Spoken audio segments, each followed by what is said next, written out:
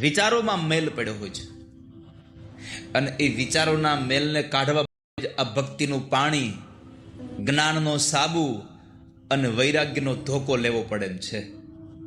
ત્યારે મનનો મેલ નીકળે એમ છે, પવિત્રતા જતી રહી છે. માણસ દયાહીન બન્યો છે. સંપત્તિ હોય પોતાના માટે વાપરે. એમને ખબર છે કે આ સંપત્તિ મારી સાથે નહીં આવે, પણ છતાં પોતાના સગા ભાઈને, પોતાના પરિવારજનોને એ સંપત્તિથી મદદ કરતો બંધ થયો. માણસ દયાહીન બન્યો છે.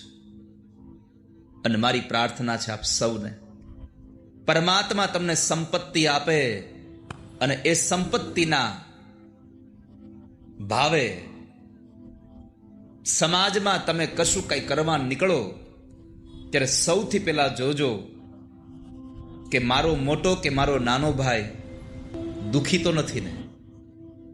સગો ભાઈ તમારો દુખી હશે, કદાચ તમારા પરિવારનો કોઈ પિતરાય દુખી હશે, અને ગામમાં તમે કદાચ સમાજમાં ખૂબ મોટી સંપત્તિ દાન કરવા જશો, તમારી વાહવા થશે, એમાં ના નથી. પણ તમારે ખરેખર જો પ્રેમ જોતો હોય તો સૌથી પહેલા તમારા પરિવારનો જે માણસ ઊભો નથી થઈ શકતો એને ઊભો કરવા માટે તમારી સંપત્તિ વાપરજો.